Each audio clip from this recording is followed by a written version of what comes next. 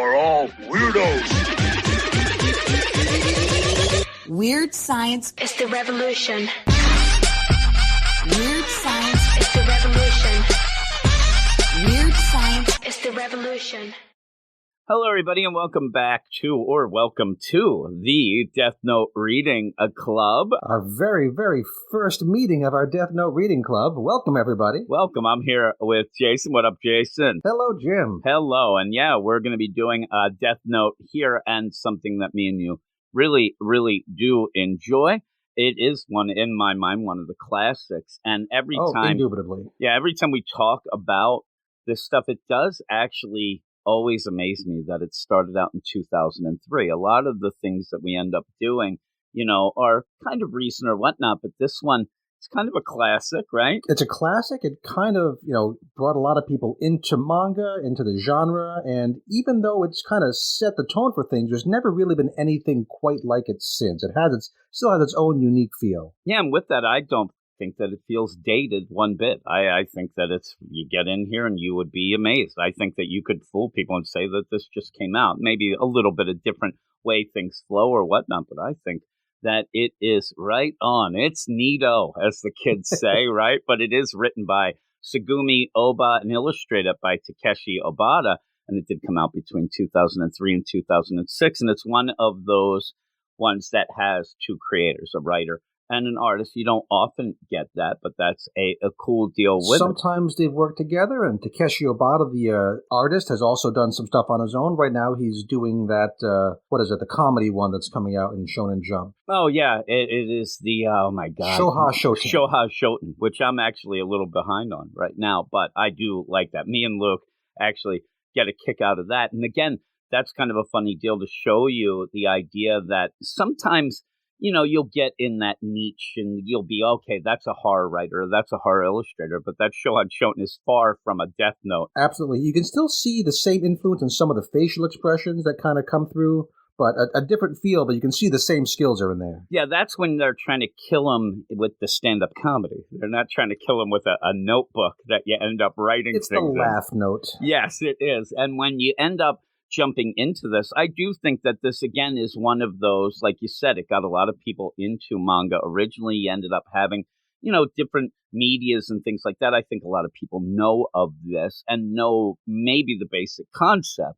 But when you get into it, it is more about the psychological deal and the cat and mouse that we end up getting with this Death Note. But when we start off, we start in the realm of the Shinigami, and in that, jumping back and forth between the parallel of our Earth, the human world, and the realm of the Shinigami, where there's two guys, or at least a guy and a death god, who are kind of bored. And this is Chapter 1, Boredom, which really does play out, right? Chapter 1, page 1, right in, we have two panels side by side showing these two characters, Ryuk, who is a Shinigami in the world of the Shinigami, and we have Light Yagami, or I guess it's Light Yagami, who is bored in school. So I guess, one's in his own realm and the other's in his own realm. And I did notice this time that in school there's a girl reading a manga surreptitiously there under her desk. That's kind of funny. Yeah, she's trying to hide it. And yeah they're both bored.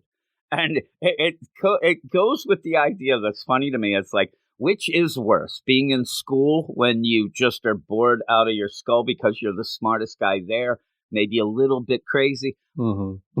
Maybe a little. Yeah, in that Shinigami realm where you're just this guy, Ryuk, and watching people play stupid games, I guess right? you can at least graduate from school. I don't know how that works there in Shinigami world. Yeah, so then you go to the next deal, and I do like the credits page, too, where you have the lineup there. And it's just like, what the heck is going on? Like the usual suspects, but they're very unusual. Holy moly. But then we get into this, and you do start with Shinigami's world with the Ryuk deal. And yeah, they're playing like roll the bones type games. And it plays out the idea that you're trying to get, okay, what's going on?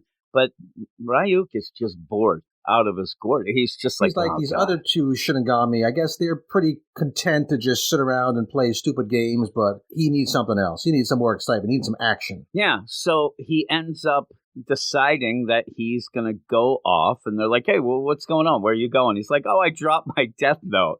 And we don't really know anything about this at this point, but it seems like what he's doing It's like, oh man, you did that in a mention of 2 death notes. Oh my God, you're still carrying around that second one behind the big man's, back and things like that. And it's intriguing. You're not held hands, but you're going. Right there, plain to see, there's someone called the Old Man who, the king of the Shinigami, the devilish, who knows, we don't know, and that somehow he had 2 death notes, and we don't know where death notes come from, we don't know where they go, but at least these other 2 Shinigami think it's awful sketchy that he had 2 to begin with. Yeah, and then say, like, where do you think you dropped it? Like, but it's funny, it's like, that drives me nuts. When I'm looking for something, when I'm looking for something, and then Tanya goes, "Well, where did you leave it?" I'm like, "If I knew that, I'd have it in my head right now." Like, really? But he knows where he dropped it. My wife just starts naming locations. Like that doesn't help, dear. Thank you very much, but you can just. I know that one of my buddies, that the trigger for him is when somebody says, "Oh, it's always the last place you look," and then he goes, "Of course it is, because then I find it." I'm like, "No, they just mean like it's somewhere where you'd never believe it would be there." He can't get over that. He hates that. That's like the biggest trigger. That and the word moist. He can't stand either. He'll go nuts. But wow. So at least you have Ryuk realize it's okay, and not even realizes this is part of the fun. Oh, I dropped it in the human world. And you do see, like, the last second where they're playing that game. Everything's boring, but they're what? They both turn around like, holy crap. Like, you can tell that's something weird. Like, that's something you don't normally do because they're relaxed. Ryuk doesn't say specifically to them, I did it on purpose because I was bored. He just says, oh, I dropped it. So he's not admitting it down here in Shinigami. Exactly. It's almost the idea, again, if you're there and you're bored with some buddies, or even like, all of a sudden you're like, oh, I'm going to go over there. Like, oh, why you do? Oh, I left that there. Like, he seems to, as we go, he set this up. But yeah, he's not saying to them, well, listen, I'm bored. I'm going to go off to here and go off to there. That seems to be like his excuse of why he's going to go off. And just to say right away, I mean, Ryuk is horrific, right? But he doesn't end up scaring you, or at least me, when I'm reading this. Because he is so over the top with his big, mouth and his eyes, it's kind of comical in my mind. He fits in the Shinigami world. The other 2 are like bones and things. He doesn't have bones showing. He looks almost like a big, kind of a clown kind of look. Big, like a clown with big teeth and big spiked collar. Yep. And if this was somebody that, I ran into on the, walking down the street, I'd probably poop my pants. But the idea in this, I'm reading it, it's kind of like, okay. He seems kind of, chill. I don't mind him. And then we go off. He has a very expressive face. I think if we took one of these bone guys and put him in the role of the main Shinigami, it wouldn't be as much fun because you wouldn't see those emotional reactions to everything that happens going on. Which with it is he really has a ball as we go forward. He really enjoys what's going on. It's crazy how he turns into like the audience surrogate because he's observing things and enjoying this kind of awful stuff that happens just as we are. So we're in the position of being just like a Shinigami, which is kind of uncomfortable. Yeah, it is. And a lot of this is uncomfortable, and that's kind of the play as we go. And you then go to the kid who was bored looking out the window, which makes sense how this progresses, where it's Light Yagami, who is 17. He looks out the window and he sees the death note. It's just a black notebook. We don't know what it is right yet, but he says, oh, a notebook, looks out. And then once class lets out, he goes over, picks it up. It says Death Note.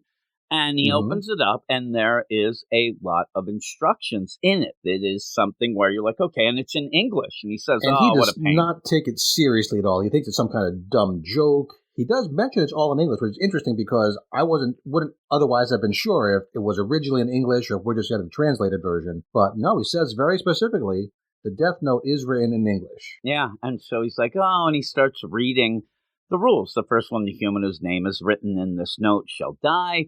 Oh man, whose sick crap is this? He just thinks, he's like, who's the goth kid in school here who's doing this nonsense? And like you said, he doesn't take it seriously, but somebody's fan fiction. Yeah, he keeps it though. He puts it in his bag and goes home, and then you end up having a pretty cool deal where he's sitting there. It seems to have taken hold in his mind somehow. So he goes home. He doesn't throw it out. He doesn't throw it away. We see him sitting at his own desk, and he's reading it, and it says, This note will not take effect unless the writer has the person's face in their mind when writing his or her name. Therefore, people sharing the same name will not be affected. Then it says, if the cause of death is written within 40 seconds of writing the person's name, it will happen. And third, if the cause of death is not specified, the person will simply die of a heart attack. Finally, after writing the cause of death, details of the death should be written in the next 6 minutes and 40 seconds, aka 400 seconds. So right away, we are on page 9, and we have the basic rules just handed to us, which sets up the whole, it's intriguing right away. Like, these are some very specific rules with some creepy things going on, and I can see why reading those, if you just found this in a notebook, you'd say, oh, that's creepy, but that's interesting. Yeah, and the problem is here for me, and when I was reading this again, and like you said, you get the rules now, very specific deal where you go and rules will start to change a little or add to as we go forward. We'll find out that these things are a little fluid and they end up, you don't know everything about it. There's some details, some codicils. And as we go forward, we'll find out that Light is even testing the limits more than a lot of people were, and even finding out things that most people didn't know, even Ryuk. So it's cool. He's like somebody who plays a video game and wants to poke at every last little shrub to see if there's a hidden door there. Which makes sense, because when you go through in the progression of this, you get this Death Note. He reads it. We're getting the rules right as he is getting the rules. So it's nothing feels like you're being lectured to. You're intrigued like Light, but Light ends up being a little too intrigued. But even then, you then find out, like you just said, about how he's a guy who's trying to poke at it and find out, because he is super smart. We find out through the progression of this with his mom and things like that, that he is one of the best students in Japan for his age, but he's bored. We saw it already. And so this ends up with, maybe some people would be like, this is goofy, whatever. He can't get it out of his mind. He keeps thinking about it. Like you said, something is clicking with that. With all of this, though, I'm an idiot. And if I got it, I know that I would think it's a goof. And I would say, oh, really? I guarantee you, I would have written something in here just as a goof of like somebody that I like or somebody that I know.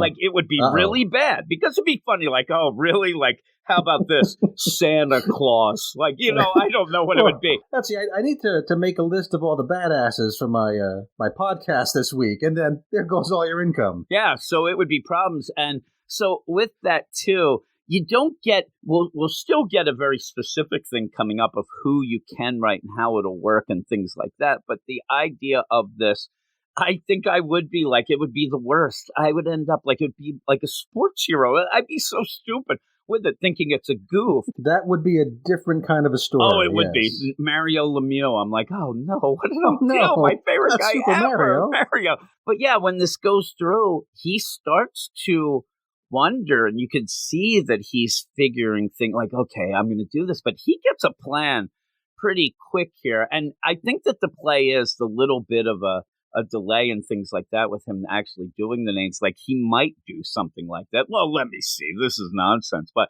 once you end up going forward, because he's still looking at it, and he's wondering, he's talking to his mom, he goes upstairs, he's laying down in bed, and then you see, or he sees Ryuk. That's when all bets are off in my mind. Then you're like, okay, I think this might be real, when there's a death god in your room, this hulking death god. And Light's usually pretty cool and collected, but even he cannot be cool and collected when this crazy, evil, ghost clown goth guy shows up in his room. He yells out, I wonder if his mom or sister heard anything and what they thought. And he knows, a Shinigami. He falls back. Now, with that, this happens a lot in about him pretending to be scared but not, or pretending to be this or that. It does seem like he is at least wowed by this. I mean, he falls back and he's terrified at this moment. He tries to play it off, right? He recovers really quickly. You got to give him that credit. But in that moment, he is crapping his pants. Yeah, and so when you have this in a lot of different comics, movies, anything where somebody is introduced. It doesn't have to be scary, but even a superhero or something like that, where you're really like, oh my God, I can't believe it.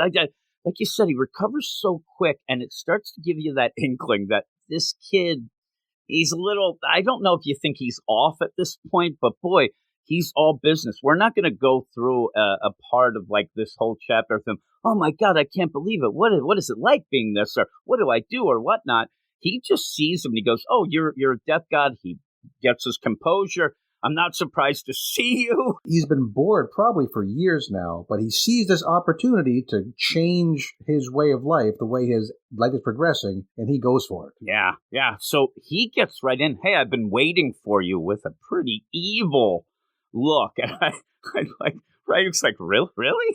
Like, you've been waiting for me? I was like, yeah, a personal visit from a Shinigami, very kind of you. It's crazy because suddenly Light has kind of seized the conversational power here. Yeah, he has. Which is nuts because Ryuk's obviously been like lurking in his room or popped into existence in his room to go boo, and he's a death god, he's a Shinigami, and suddenly he's kind of on the back foot with this teenager. Yeah, and so what do you think when Ryuk goes here, like, his idea of fun might have been just the idea, I throw this in, if somebody can see me, I can go and scare them a little, have a conversation, whatever, and maybe even whatever. We don't know Ryuk's deal because even in this, he kind of plays it loose of what he gets out of it and things like that. There's mention of, a little different afterlife if you start using this and stuff like that for Light, but it does end up, I think, intriguing him right away, like, what's going on with this kid? Like, this is something different. Like, this shouldn't be. I should be the one who's yelling things and doing things. He should be hiding in a closet yelling, and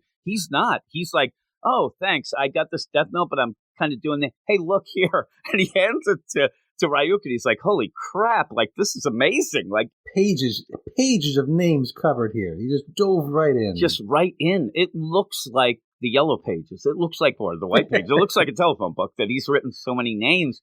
And then starts going in that.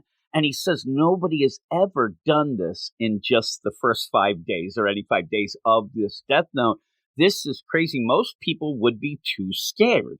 And he looks at him and you have the eyes there.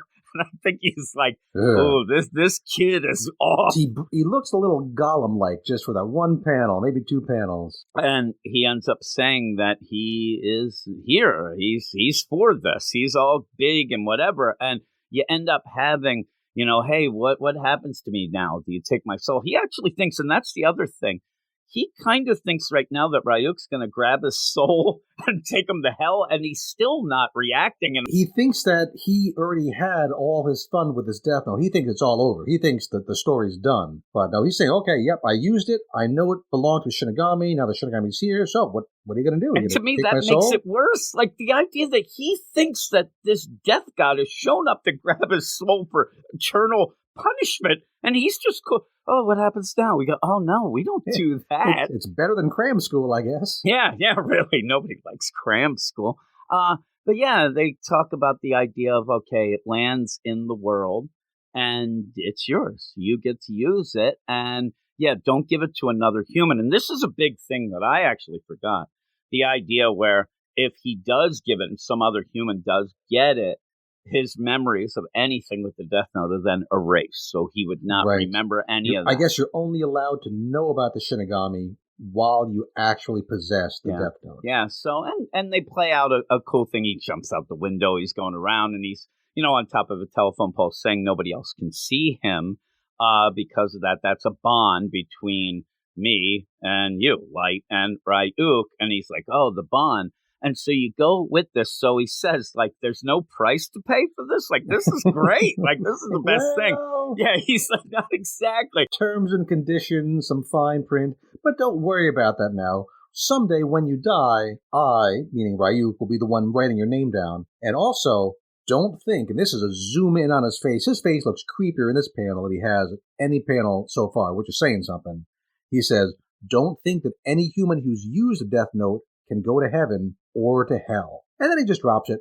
No further details there. That's all I had to say. Like, I think I'd have a follow-up question if I were like, excuse me, sir, this on that last topic. But no, it's me. I'm sitting there. I'm like, so we're saying limbo here. All right, that's kind of cool. So Buffalo, Buffalo? Really? Okay, I like Canada. Light has already said, like, oh, I recognize you, Shinigami. There's a legitimate death god in your room, so you have to believe in some sort of afterlife of some bit when you have that right in your face. But again, he doesn't care. He ends up looking, and I like the eyes, the faces, and then boom, you have Light start smiling.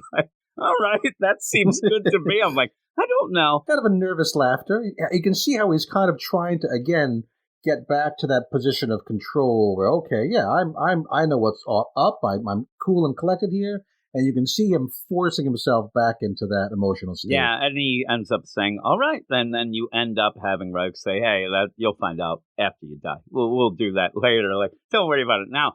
But then you have a cool deal where Light says, well, why did you choose me? Why was I chosen? Now, we did see the book kind of just almost like it materialized right there in his sight. He goes, but that's not there for just him. He says, I didn't choose you. That's just here. I throw it down there. I left it here. Yeah, I wanted to get a human involved. That's what Ryuk says anyway. We didn't see him drop it. We don't know how that happened. So we're not sure how much we can trust Ryuk on this. But, I mean, it certainly wound up. He says that's why it's written in English. He says it's the most popular language in your world, which, okay, sure. And so he didn't even know it was going to end up in Japan. Yeah, he just seemed to throw it through seems like a portal. Right. You just throw it through and it lands wherever. Luckily, it didn't land in an ocean. You'd have a fish doing the thing. He ends up saying it. It's kind of funny because even then, not that Ryuk knows. It'd be funny if fish is trying to write things down. Writes in the Gorton's fisherman. Exactly. Mrs. Oh, yeah. T. He's really pissed off at that. Stuff like that. Oh, it'd be great. Trash Island. Well, that's not a person. You can't do that. You end up where he ends up saying, I didn't choose you because you're so smart or something, which that kind of is a weird deal. That could be something you would just say, but it does seem like you might know a little bit about him, and maybe we'll find out later that this wasn't so random. But he's like, well, why'd you drop it? And he's like, you put instructions and all that. Why'd you drop it? I was bored. That's all this is. I mean, there's going to be a wave of, I guess you say, murders because of how this goes, a wave of death. Only because Ryuk was bored. It just this here. I mean, that's the name of the chapter is boredom, and that's what kicks this whole thing off is that both these guys were just kind of bored. Yep. And he says, I end up where I'm in the realm of Shinigami, and they're kind of just nonsense. They sit around, they do nothing. And he says, I like the idea. Hey, listen, I'm a death god. It's kind of funny for me to say, but I didn't feel alive.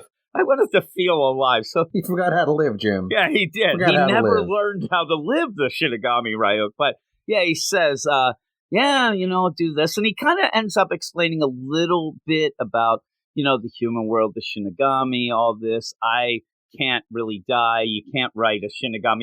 You can tell that he hated those two guys that he was hanging with. He probably wrote their names over and over and over again, hoping one of them would die, but nothing didn't work. I'm telling you, Light probably could go to the beginning of the book. Who are these two names you keep writing? And he's I was wondering about that. When Light got the book, was it blank? Or were there some earlier pages with stuff written in it? Or were those pages ripped out? Do the pages disappear when they fill up? I wonder if it's the thing about the memory and the whole thing erased after somebody else picks it up. I don't know if that's the play. But I really think that when he says you can't write names and he has tried over and over, maybe I'll write them backwards. He's doing some wacky things. He's this isn't working. He's been so bored. He's tried every stupid thing he can think of. So he says, it's more fun to be here, is how I figured it. And you have a lot. I mean, through this whole deal, you'll always get a lot of these faces, to Ryuk, to see their different reactions and to see how they're doing. But then with that, Ryuk's just let's get the show on the road. Let's go, hey, you got a lot of names written here. It kind of changes the subject there to end up where then you have Light just doesn't say, oh yeah, whatever. He actually relates to Ryuk, which I think confuses or at least excites Ryuk as well. Well, Ryuk kind of gives Light an opportunity to say, well, let's talk about you. And Light takes that opportunity because he wants to brag to somebody about what a smart guy he is. So he says he's bored, and I thought that was a cool thing where Ryuk's like, oh, really? This might be fun. But yeah, you go with it because then he goes through exactly what he did. Yep, we get back to a flashback because we had jumped 5 days ahead here. So Ryuk or Light has had the death hunt for 5 days. So now he's retelling the story to Ryuk about what actually happened. So we see Light kind of sitting around, thinking about that death note and opening up and kind of looking at it and maybe considering writing somebody's name down. We don't know who. He has one brief pang of conscience Like, if somebody dies, would I be a murderer? I think the answer is yes, Light. Yeah, the answer is yes, you I'm would. saying yes. Pretty clear. And he said, well, he starts to think it would have to be someone who it's okay to kill, and someone who has no relation to me at all, I guess, so he doesn't want to get caught. And there has to be a way to find out right away if they die.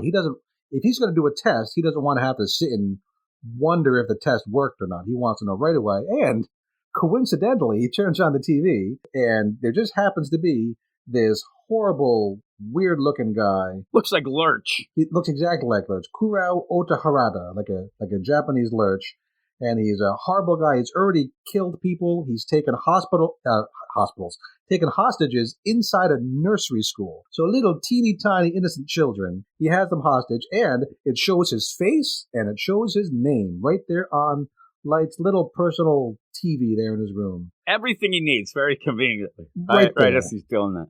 Yeah, so he writes it down. Writes it down without any hesitation. This is one of the cool deals, again, where I mention it when we first get through these, where when you know it's a flashback because all of the paneling is black. So when you go into that, if you're new all the gutters, to the all deal, the background. Yep, everything Sometimes is black. if you look at the physical volumes, you can see a whole bunch of pages in a row. Just on the edges are black. You know, oh, there must be a flashback arc going on here. He sees that, and this is his really cool way of doing this. He's watching this live. This guy is bad. He's a piece of crap. He's already a murderer. He has little kids. It's not as if this is going, and I like the play here, where you're never going to get in this that Light thinks he's a superhero. He does think that he might be a god later, but with this, he's not like, oh my God, I have to save these children. No, he's not about saving. He's about punishment. He is about right now. Oh, this is a good opportunity. Like, he never says, right. oh, my God, the little kids or anything. This is just about, it's a great test because he'll be able to find out right away what happens because it's on live TV. So he writes the name down, and he knows that 40 seconds have passed. He has a clock there with seconds on it. So he knows 40 seconds have passed. And, well, if it was supposed to work in 40 seconds, it would have worked now. And he says, nothing, it didn't work. But then immediately the hostages start coming out. They seem to be fine. The police go in. And we got a panel which says blah, blah, blah, which I guess just means, yep, other stuff happens, but don't worry about that. And, the reporter says the guy's dead. Once again, this is the second time that Light looks surprised. We don't get to see Light looking surprised a lot. We get it twice in this chapter. So, yeah, he is shocked that it actually worked. And he didn't write the cause of death. He just wrote the name. So when he's waiting to hear what happens, they're like, oh, my God, the guy, it looks like he had a heart attack. Oh, my goodness, that's the rules. Like, it did work. And he says, well, it could just be a coincidence, which would be a really crazy coincidence. But I guess, crazy coincidence. I mean, if your choices are either I have a magic book of death or there was a crazy coincidence, you might think it might be a coincidence. Yeah, and so there's a guy. One time. In his 40s, I think he was 42, he's there, that, you might have a heart attack, maybe you get upset, but still, he is not fully convinced. He needs, again, though, he's a smart kid who knows, you have to do some tests, you have to do the deal. You can't end up having, a big theory where it's just one time you tested it. So he's walking around, and this is where it gets darker, because he's walking around legitimately looking for somebody to kill. He is. Right. He's like stalking around. He goes off to his cram school. There's a couple bullies there. I thought these bullies were toast. They're trying to shake down some nerdy kid for $20. And then he says the only thing that stops him is he says that they're too close to him.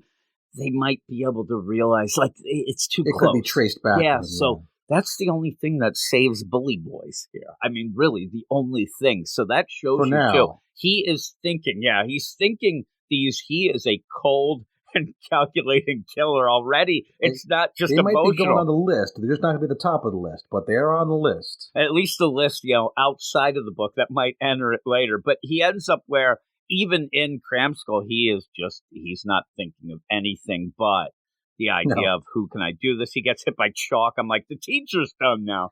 But yeah, he doesn't go with that. I'm like, holy moly, don't mess with him. But he goes walking around. And this is the crazy deal where you end up getting the motorcycle boys, and they are harassing a lady. They're. I'm telling you, this isn't like they're in an alley or whatever. They're catcalling. They are being a little aggressive. Zooming right around in front of her, like, hey, baby, come on, girlie. Now, the worst part of this is, remember, you have to have a person's name. this guy, that's the worst part of it. This guy goes over the top to tell his name, nickname. My name is Takuo Shibamaru. That's Shibutako for short.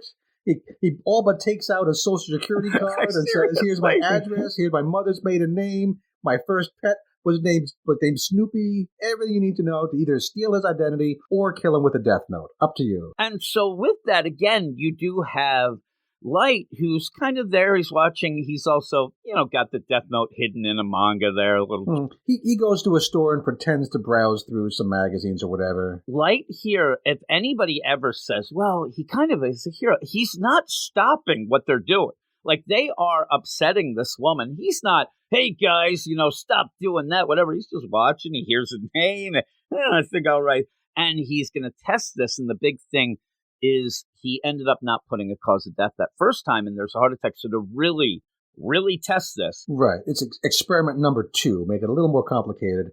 And he writes the guy's name down. And again, we're looking at the English translation, and we see he's written down 1, 2, 3, 4, 5, 6 different versions of his spelling. So I don't know how that works in Japanese, or there's different kanji characters that he tries out. But whatever it is, he makes sure to get this guy covered. Yeah, again, I thought that it would be like exactly. Like if it was like named Cole, it could be a K or a C. So he's making sure. And one of the things that does play out is he has to actually see, we find that out. He has to see the face of the person. That was given to us right in those first rules. And both these people, Lurch and Biker Guy, have very, very distinctive faces. Kind of creepy looking distinctive faces. So it's kind of important in this because there's probably other people with those different spellings, but because he's never seen them, they're safe. They're not going to die. Right. And that was the play of, if you have a John Smith, you don't have 10 million people just drop 1% dead. 1% of the world's population just disappears. But this guy says his name so loud and clear to make sure. I'm surprised he didn't spell it for him. But again, that's what I thought in this going forward. When you have certain things like writing down the name in those different spellings, that's a real clever way to show. Yeah, they're really getting all the angles here. The writers, I'm saying, you can tell that Oba. I would love to been hanging around and just listen to him kicking around these rules. Well, what do we have to say? How could it go wrong? And it's really a lot of it is set up all the way at the beginning. So we know Oba is a pen name, so we don't know exactly who the writer really is. This is the first one written under this name, but I wonder what else he's written as other people, because this comes out very well formed. Oh, it does. Right out of the gate. So well formed. And when you end up, you would have that deal of, if you are the writer, not getting that disconnect because you are writing stuff down. So we saw the writer, and you might just not even think of that because you have the spelling there, but obviously in the real deal, he's just hearing that and goes with it. And so I thought it was really cool, but he just says traffic accident. So he writes that down and let's see what happens. He's just there. I mean, he's like, all right, let's go. And page turn and he gets just hand-caked by a giant old truck. He gets isekai to another world right there by the truck. There's got to be someone who's written the isekai of this guy waking up in another world, don't you think? Maybe that'll be our book. I'll edit this part out so no one steals our idea. Yes, it would be cool. Like he's there with his I want him to have the ghost motorcycle too. Oh my God, this guy. World. We hardly knew you. Just going around harassing everybody. It'd be funny if he actually, for some reason, went in the Shinigami world. He's chasing those two, Shinigamis. Get back here, girly. But yeah, he ends up, this proves it. It really works. He's kind of shocked there. But he's also like, oh yeah, I think I'm a murderer now. I've killed 2 people. And before, when he didn't realize, oh, that might not have been me. Heart attack. Now, when you actually write the type of way, that really is like, okay. Yeah, hard to explain anything else. It's as crazy as it seems. It's bad. I like the other biker boys are like, oh man, I'm getting out of here. Oh, that's disgusting. And they end up leaving. But yeah, so with all of Taco this, Tuesday, oh my God. And you do get that different, a really cool looking splatter deal of a word bubble where he starts like, I've killed 2 people. Then he's kind of looking at his hands. I killed. But then it even gets back to that different type of word bubbles to kind of show that he has a little bit of emotions. But I think it's more. We kind of see him losing some control and then very, very quickly regaining that emotional control where he says, first he thinks, oh, it's evil. I got to get rid of it. But he thinks, well, maybe not. All of a sudden, he jumps to the deal right away then of, this world's a rotten mess. Like, Right, he thinks, I've made this world better twice. He goes from being, I'm a murderer, to, no, I'm like doing public service. he could say, well, I'm not a murderer, because, like, he's trying to convince himself, but he really goes for it. I mean, he thinks that this is the idea, and then starts to really talk to himself. And remember, this is all flashbacks, so Ryuk has not shown up yet, and starts like, do I have the guts? Like, he's really goading himself and trying to figure out if he's the one, and maybe I could just leave it for somebody else. No, they wouldn't have the guts. This way, he gets really, really over the top of, I'm going to clean up this world. Giving himself an ego trip that I'm the only one who can do this. It has to be me. I'm the smartest. I'm the best. I'm the purest. He thinks that he's the only one who can do this. He's going to use the Death Note to change the world. And then that's when we go back to like current times where he's sitting. He just finished up a story with Ryuk, and Ryuk just says, okay. Yeah. Fine, that's cool. And yeah, he's like, all right, what's going on? You wrote a bunch of names, because now we're back to the idea that he wrote a ton of names. All those names that he wrote down that Ryuk was really, really like amazed at. In 5 days, you wrote all these, but he says, you didn't write the specific cause of death. What? You just, not concerned. You're not bothered. It's all part of the plan. Light doesn't do things just to do it. He ends up where, and again, you could think that it's one of those, well, you wrote down 200 names or whatever the deal. You're not going to sit there, okay, how's this guy going to die? So Ryuk just thinks, oh, you just left that there because it's not really a concern they're going to die. But he's like, no, this is what I'm doing. And this is right. Not that after that flashback that he said, I can change the world. I'll get to that later, right? He's doing cram school Death Note now. Right. He doesn't want to just change the world a little bit at a time in secret. He doesn't just want to remove occasional bad people. He wants the world to know there's someone making the bad people die so that all the bad people in the world stop being bad people. He wants to do this all at once. He wants the publicity. He doesn't really want his name exactly out there, but he wants the world to know that this is happening. Yeah, he wants to know there's an angel of death that's going to take down everybody who's bad. And this is a weird twist. I'm not quite sure I follow this. So the really bad people, the murderers, the vicious, the horrible of the horrible, they're going to die of heart attacks. And those are the ones that he wants everyone to know about right away, to realize super quickly all the murderers are just dropping dead. But also, he says, I'll gradually be killing off immoral people and people who harass others, look out, cram school bullies, through illness and accidents. So I think maybe this could be, I think this is dropped pretty quickly, but at least the idea here is he's got like 2 tracks. He's got the fast track for the murderers in public, and then also people who just kind of piss him off are going to go in secret. Like, you have to wait for that when he gets rid of all the ones, and then those people don't listen. But the big thing about it is, I love, like, he is, like, you can tell right away, like, he is could have been a serial killer, and he has no emotions in the way of empathy or anything. You can tell that through the whole deal. When you see, oh, a woman's being harassed, I won't stop that. I'm going to use it to test my book. Like, he's not dead. It's just an opportunity. Yeah. So when Ryuk says, you do something like that, the only one left with a bad personality will be you. And the best is he's almost saying, in my mind, like, you're going to have to kill yourself at the end. But he ends up thinking, oh, well, getting caught or whatnot. And he goes, what do you mean? Yeah, he looks legitimately confused. What bad personality? I'm a serious straight-A student, a model teenager. And that's like the only time we see him like he has like the angel look, like he can do that. He can turn that on. He is insane. Where he's like, oh, me? And it looks like, oh my God, you're part of BTS suddenly. You're in the boy bands, you are. He's the sweet one. Yeah. And it's J-Hope. And then so you end up where he's like says that.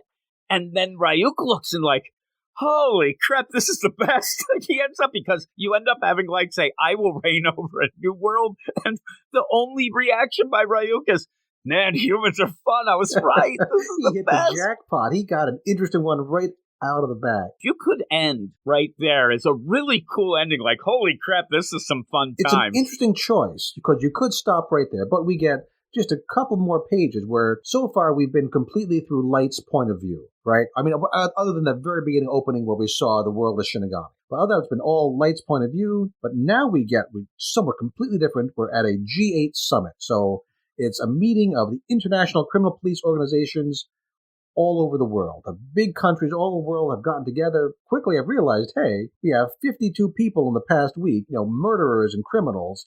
They've all died from cardiac arrest. They were either being pursued by police or they were behind bars. And, those are only the ones we know about. There's probably others that we haven't been able to correlate yet. So what's going on? They're trying to figure something out. And then we cut away again to this unknown figure. We don't even see his face. Nope. He's sitting on the floor. He looks like my first bachelor apartment. He's got no furniture. He's got a computer, but no furniture. He's sitting on the floor. Don't see his face. We have a featureless room.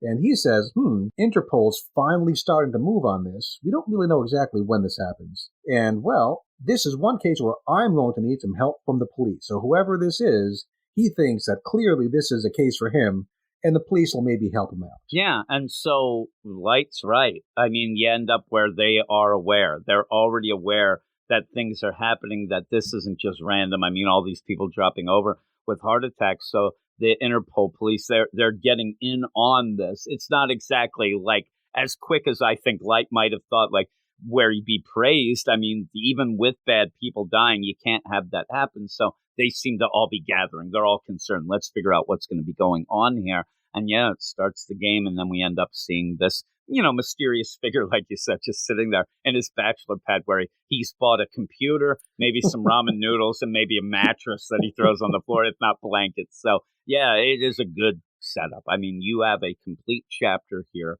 that ends up giving you the world deal and really the world of this. It's a regular world, normal world, but the Death Note and the Shinigami, it's well played out. We're introduced to our three main characters, our Ryuk, our Light, and this guy at the end who we're going to find out is going to be L. And we've got all these parallels set up, which right from the outset, we have Ryuk and Light as a parallel, and we're going to get Light and this other guy as a parallel as well. And so with that, we have talked about this before, I think. And when we talk about it, the big thing is you don't know who you're supposed to like here. The idea, like Light, he's not likable. He's not your usual shonen protagonist, right? He's not your he's your not My the Hero plucky Academia. kid. No, he's not. You're not rooting for him. I don't know. Maybe you're rooting for him to stop or whatever. But when you have a demon, a death god who makes you giggle, and you're kind of like, I like him. Like, I like Ryuk way better than I like Light right off the bat. But even then, he's a death god who's just there toying with it.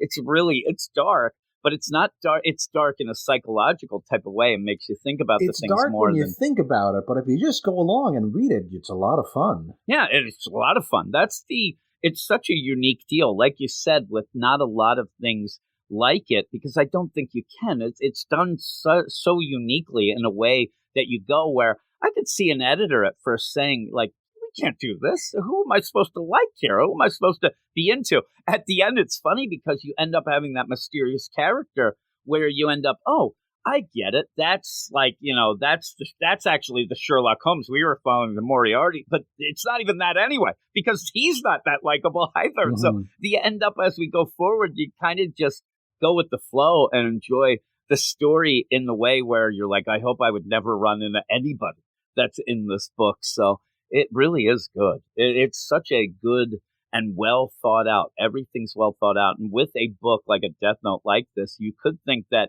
oh man, like that didn't make sense, or that was fudged, or that's not. It doesn't really go that route. It all seems to make sense so far. Right away, it kind of grabs you with this concept, because I think if you had read this and you right away, like, we can turn to the next page and read the next chapter, but the people who saw this back in 2003 would have to wait another week or so. I imagine I'd be thinking, well, what could happen next? What are the rules? How does it work? What are the details? There's a lot to think about here. Yeah, it really is. And it's really, really good. So this is the only reading club that we're going to give scores on. Luckily, though, we really, really like this. So with that, what would you give this? I think the art here is good. I think the art gets better over the next few chapters. Some of the things here look a little simple. Some of the faces look a little simplistic. The backgrounds are a little simplistic. The character comes through, which is the most important thing. But I think the art gets even better. The setup, this is a perfect setup for a first chapter of a manga, because it just sets up so many possibilities. You have the strong characters. you have this crazy idea that's just going to sit in the back of your head, just like it did in Light's Head, in the back of your head and make you think about things. So it's nearly a perfect opening chapter. I got to give this like a 9.5. I give it a 9.7, I think. A weird score, but I'm right with you. And the thing is, what you're tapping into is also, like, as you're reading this, you start to think, like, who would I put in the Death Note? You don't want to have those thoughts, right? You end up like, oh my God, what am I? But that's kind of the cool thing of it. And again, the way that this plays out, he legitimately, after this first chapter, he even says at that point, was the motorcycle bully boy harasser, did he deserve to die? Not really. Like, he is, a jerk. Maybe he should have been punched in the face. He didn't deserve to die, and he's already done that. And so that's the idea where you he's can already easily, crossed the line. yeah, you He's can already easily there. cross the line. He's already done it. Now he tries to pull it back by saying he's only going to hurt bad people. That's not going to last. And Ryuk's already told him that he's not going to heaven, he's not going to hell. So it's kind of like that final judgment on him. That's already taken care of. Whatever it is, we don't know what it is, but that's over. Yeah, it's over. So, like you said, bully boys at cram school, you watch out. Teachers throwing chalk at them, you watch out, because you don't know. And I think it plays well, the idea, like, is he going to snap? Like, is he going to write the world and then pictures the glove? Like, the crazy stuff. Oh, Like, no. he's so over the top. But he is also very, very smart, which we found out. I mean, this isn't just, oh, you're a smart kid. No. He's one of the smartest kids in Japan. And then we'll get more of his character and what he ends up trying to do and want to do, and then with the Death Note and stuff like that in Ryuk, where it is kind of funny where Ryuk ends up just being an observer who's just having a ball. He's already having a ball now, and this is like a perfect meeting. So that's why because it's so perfect, you kind of think to yourself, it couldn't have been that random, but maybe we'll have to find out. Because again, you said Ryuk's never going to be, a credible or reliable narrator. I mean, he's a death god, but I like him. I think he's pretty cool, and he's got a very unique, character design. So when you see it, and that's a big thing for these first chapters when you end up having, because it is something you said, the art gets a lot better, and it's still great, but it really gets more detail and really gets in where, you're kind of amazed. It does. Now, we're recording this first chapter slightly out of order just because of the way this reading club's set up, but we're only at chapter, we're only a few chapters in, let's say. So you and I have not read ahead. I've specifically not watched the anime because I want to do this in real time. I want to, be able to speculate and make theories that clearly people who have read it already will know which theories I make up are complete garbage. But I mean, that's the fun. We're going to play along with this for real without cheating and just go as if we were back in 2003 reading this and Shonen Jump. And it drives me nuts sometimes when I even hear people talking about current comics, the big two, Marvel, DC, or whatever. And I know specifically they've told me that they have read ahead. Some people get, ahead of the time review copies and stuff, but then when they get on, they want to feel smart. I have a feeling that this is going to happen. We could sit there and say, lip service all around, but I do not do that because I don't want to end up, first off, spoiling anything to anybody. YouTube algorithm keeps trying to feed me spoilers about Death Note. I've been dodging those. Yeah, and I don't want to end up, I don't mind acting like a dummy and being a dummy because that's the fun of it. I like to be like, and I'm telling you right now, if you have this is the first thing you're listening to, I am, and Jason as well, big on theories. Like, I love throwing stuff out there. And this is the perfect book for that. Because there's every chapter, there's something to speculate as to what are they really thinking, what are they really going to do, what's happening next. It's just the perfect book for that. Specifically with this, if we do have a theory, like I'm going to turn it around to let everybody know, it's not a spoiler. We have no idea. We're just saying things that we usually will say. if we accidentally get something right, it's just a complete coincidence. Oh, and if I get something right, then I will crow about it for weeks on end, right? But the idea with that, which is funny because as we're doing these reading clubs, and me and you, like you said, we started out. This was the first one that we were just doing just as a side deal going. And then me and Luke, and then pretty much me, I said we should just do more reading clubs because those seem to be a way to get more people involved and new people reading and stuff like that. And so with that, we ended up doing Chainsaw Man. And I was talking with Antonio because in that episode, I said, I can imagine a cutesy voice for Pochita. So then he sends me a message and he says, oh, yeah, there's rumors that there's going to be a cute voice for Pochita. And I said, you know who I would get? I'd get the person who ended up doing Pikachu for that voice. I think it'd be great. And he writes back, you bastard.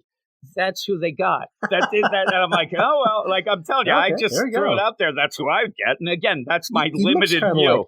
It's got a little bit of a Pokemon kind of look to him, sure. And I thought the idea in my mind had that, because that's one of the cutest voices ever. Right. And I thought, with your extensive knowledge of Japanese voice actors. Exactly, and that's all. That's it. I only know like 5, and I don't know them. It's like if I'm playing Trivial Pursuit and there's a question about hockey, I'll just say exactly Gretzky. Wayne Gretzky, Bobby Orr. I don't know. That's all you say. But I said that Bobby thinking, Orr, yeah, really. And I say the idea of this was because he has this chainsaw. He's kind of a demon, but it'd be funny to have that, deal because he's so cute. And he's like, yep, that's the rumor. That's who they got. I'm like, all right.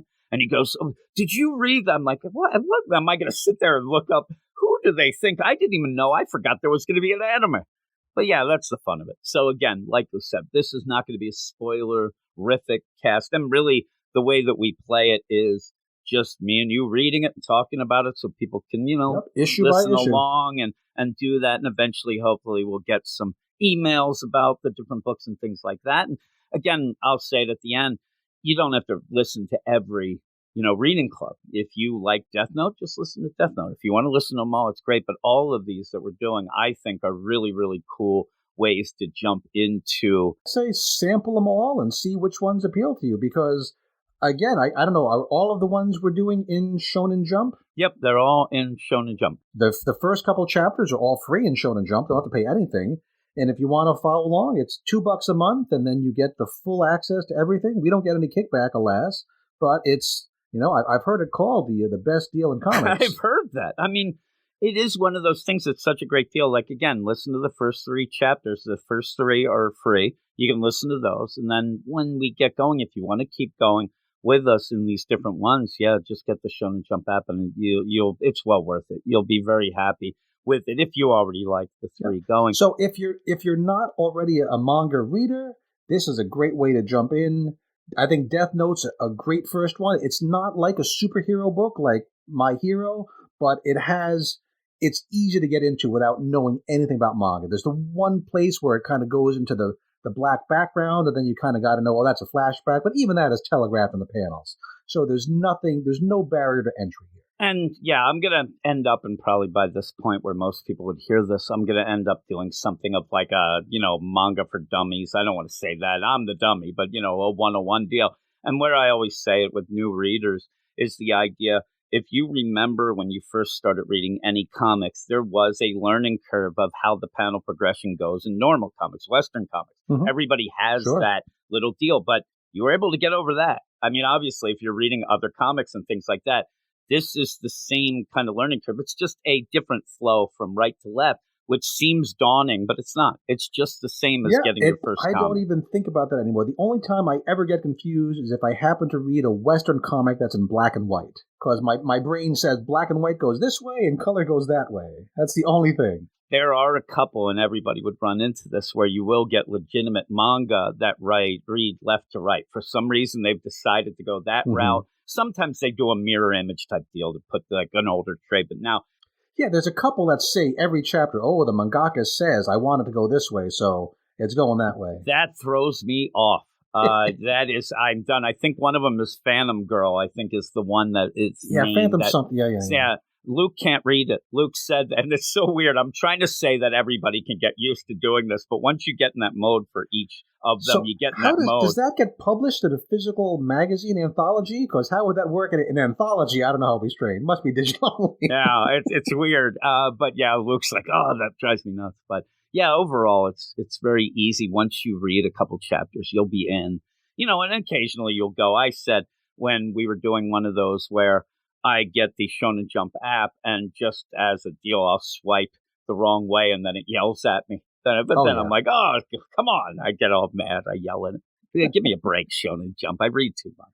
But with that, everybody, thanks for listening. I hope that you continue on with this. Me and Jason going through this as well as all the others. Yeah. And you'll realize that there are so many different types of manga. A lot of people have that idea, and we tried to get some classic big ones, but also try to have different genres going. So hopefully you'll get that idea that there's a ton of things out there. A little for bit of everybody. there. Yeah, there is. You like the superhero, you like the psychological, you like the more violent, you like the horror. There's something out there. Yeah, there is. Action, like you said, like a violence deal. Romance. Yeah, everything. Into badminton. I hear there's one about badminton. There is. There's sports are big, too. That's another big thing. But with all of that, yeah, thanks for joining me, Jason. Thanks to everybody. Thank you, Jim. And yeah, we'll be talking to you all next week. You are all weirdos. Weird science. It's the revolution. Weird science. It's the revolution. Weird science. It's the revolution.